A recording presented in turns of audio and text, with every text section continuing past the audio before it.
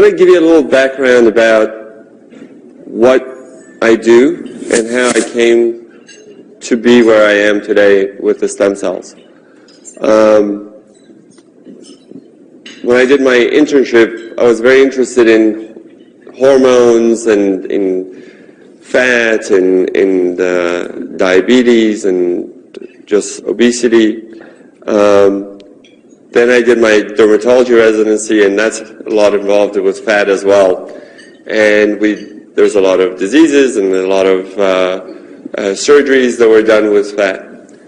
And I looked at how people did different surgeries, and when I did my cosmetic surgery fellowship, we obviously learned all the traditional ways of doing surgery, and we learned from different teachers and from different doctors how they would do their treatments. And one of the treatments that I was really fascinated by was the fat grafting treatments. The fat grafting treatments have a poor reputation in the old days because a lot of the times the fat that was injected wasn't being taken very well into the body. And they would last 3 months or so, and then it would go, or they would get very poor results, and people didn't like it. During my training, I learned that there's different ways of doing it, and one of the ways that we decided in my practice that it's more acceptable to me was to manipulate the tissues the least. So a lot of people took this fat out of the body and put it into the sieve, and they would put it into gauze, they would wash it, they would do all these things to it, and then they would put it back in and they wouldn't get good results. What we decided to do was not to do that, to take it out of the body, keep it into the syringe, and then inject it back. And during the last 10, 15 years that I've been doing this, I got much better results than my colleagues who were not doing that. 5 years ago, I figured out why. The reason that my fat was doing better and the way we were doing it, we were keeping the stem cells and we were injecting it. So we weren't getting rid of it by washing it away. So the stem cells were kept and were re-injected. So when we figured out that that's why our fat is taking better, I just went one step further. I said, why don't we just take the stem cells and double them, triple them, and inject it back to get the results. At the same time, we were using fibroblasts for doing grafts for wound care and for diabetes ulcers, and we did the same thing. We switched it from fibroblasts to stem cells from the fat. The stem cells from the fat are very unique. They're the most concentrated amount of stem cells of any body part. They are able to do many things that other stem cells are not able to do. They're able to become muscle, bone, cartilage. They're able to become the sheaths around the nerve endings without us having to manipulate them in the laboratory. That's how they're programmed genetically. That's how we're made. And the stem cells from other body parts, like the blood, the cord blood, they're not able to do the same thing. They generally become blood-derived products. So when we took these and we put it on the wounds, we saw that the wound is healing and the skin is getting better. And when we started doing the stem cell lift and we doubled and tripled our stem cells, we also saw that the skin was getting better. And let me show you some of these pictures so you see why it works, and then I'll talk about how this translated into what Luminesce is and why it works. Trying to get that. Okay, so here is someone who's lost volume in their face. A lot of times, in the old days, we used to think, oh, this is because she's got bags under her eyes. Well, everybody has bags under their eyes because that's the fat that supports your eyeball, okay? When we change our weight, when we lose weight, when we age, we lose this fat on our cheeks, and then that fat under the eyes protrude a lot more. The concepts are changing in cosmetic surgery. It's not just pulling and making things tighter, but filling and making it more volume, giving it the useful look. And when you do that, you transform this person into a much younger, healthier looking person. This is 12 days out.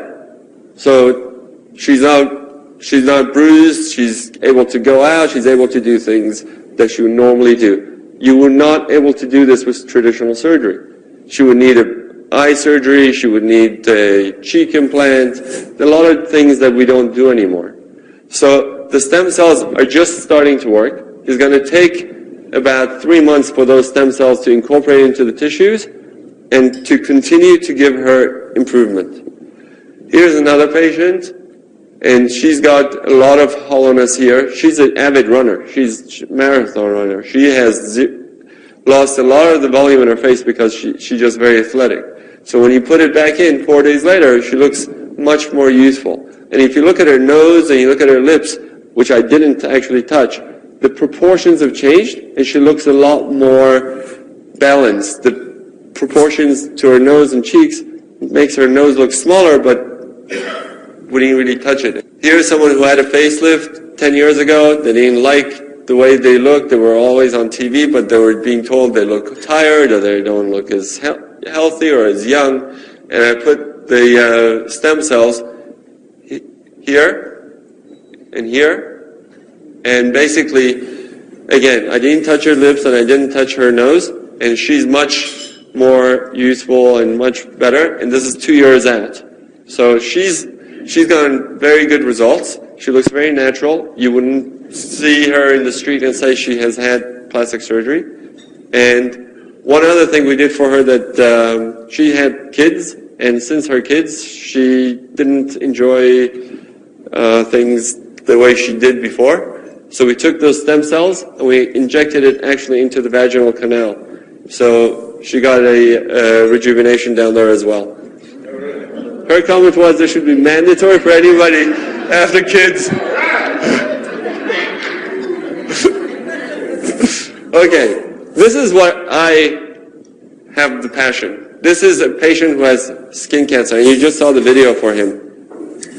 He couldn't get anybody to fix him using traditional reconstructive surgery because there was no blood vessels here. All the radiation had killed off his blood vessels. Every time they would try to cut this, it would start to die off. They couldn't fill it because it would start to die off. The skin didn't have enough blood flow to it. What we did was bring in the stem cells from the corner, if I can get this, from here, and we put it in and filled it gradually, building in all that blood vessels. It took me 2 years to do this. But when you touch his jaw down, it's hard. When you touch up here, it's soft. I didn't do that. That's the stem cells. They know what to do.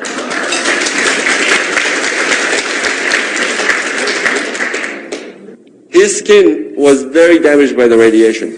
It looked terrible. His skin, you can't see it in the pictures very well, but his skin looks almost normal because of the stem cell treatments. That you could not get with any reconstructive surgery. You can use it on all skin colors. You don't have to worry about discoloration. You don't have to worry about any of the issues of keloids. Here's someone who didn't have a lot of jaw over here, and she wanted to get a jaw implant. And she came to me and I said, we can do this without doing an implant. And we did it with the stem cells, and this is right after.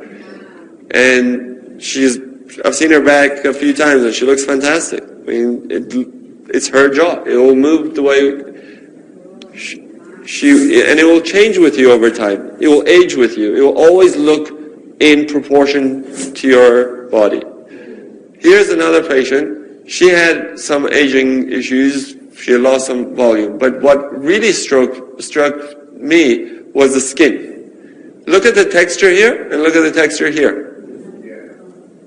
That is just doing it with the stem cells. That's just how the stem cells communicate and tell the skin to rejuvenate. Here is somebody who has a lot of sun damage. She doesn't have a very good jawline. She doesn't have a very good jawline. Here we did the stem cells. She got her jawline back. Her skin here is much improved, but it's not a miracle. We're not going to go and reverse everything, okay? Her skin is better, but you will not be able to improve the skin and get everything like this like just doing a facelift. Because you would tighten it, you would make it tighter, but all these lines still would be there. Because these are creases in the skin. Lips, when we do the lips, they look good, and we did the laugh lines.